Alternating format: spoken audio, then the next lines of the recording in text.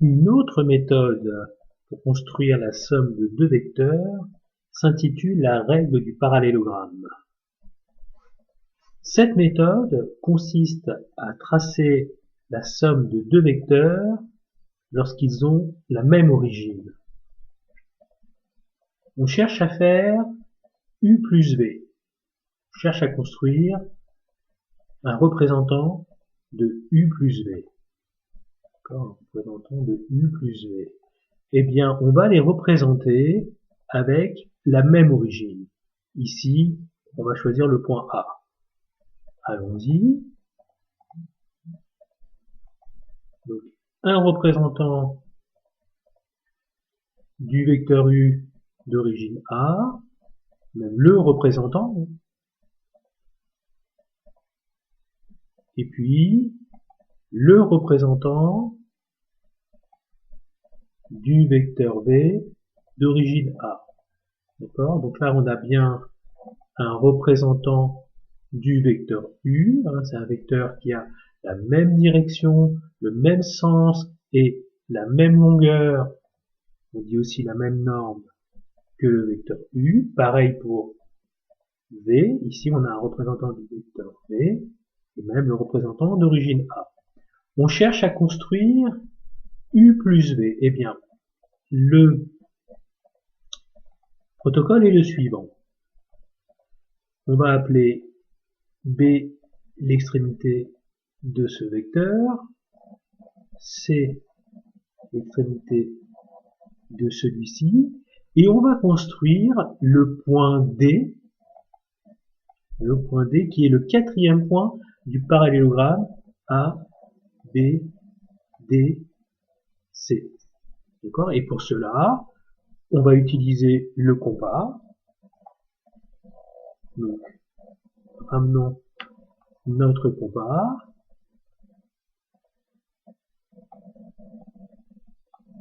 Et on va commencer par représenter, donc on le rappelle, construire le quatrième point du parallélogramme.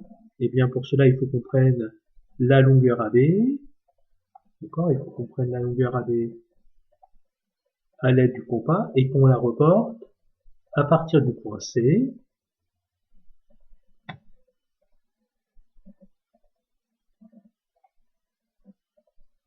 Bon, voilà, on a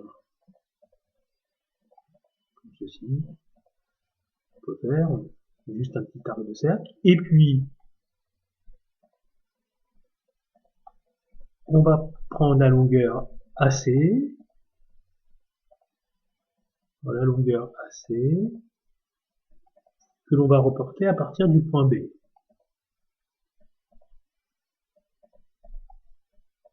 On reporte à partir du point B.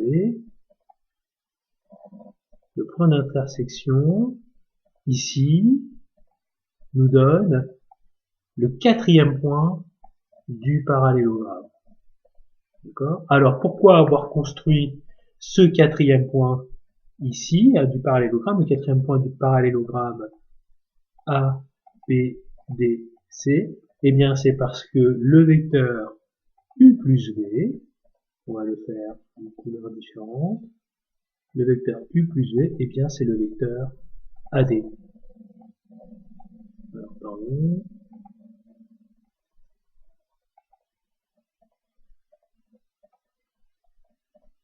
Alors, je l'ai pas bien fait.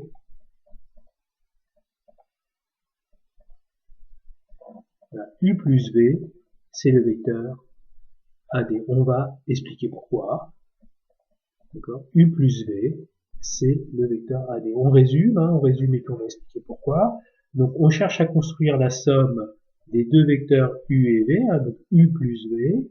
La méthode que l'on utilise ici s'appelle la règle du parallélogramme. Elle consiste à tracer des représentants de U et de V avec la même origine.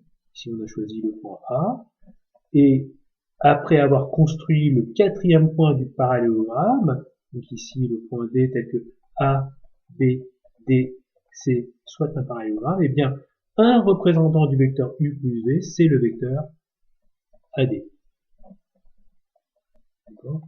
On remarque, si on le souhaite, que on retrouve le vecteur u plus v grâce à la règle du bout à bout. Regardez, si on fait la règle du bout à bout, on obtient bien u plus v. Donc on a bien compris comment ça fonctionnait ici. On n'a pas besoin de ce représentant. Alors expliquons. Expliquons pourquoi. La démonstration, on va la proposer là. Pourquoi le vecteur AD,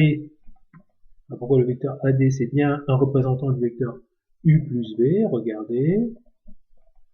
La démonstration, elle est là. Quand on cherche à faire u plus v, d'accord, le vecteur u, eh bien, c'est le vecteur AB. Un représentant du vecteur u, c'est le vecteur AB. Un représentant du vecteur v, c'est le vecteur AC. D'accord, ici.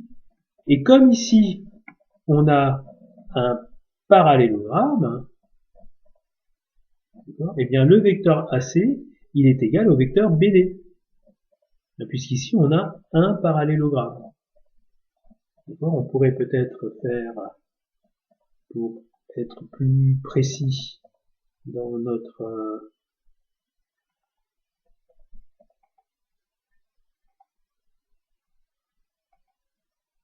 on pourrait faire, vous voyez, les deux autres côtés du parallélogramme, d'accord. Donc puisque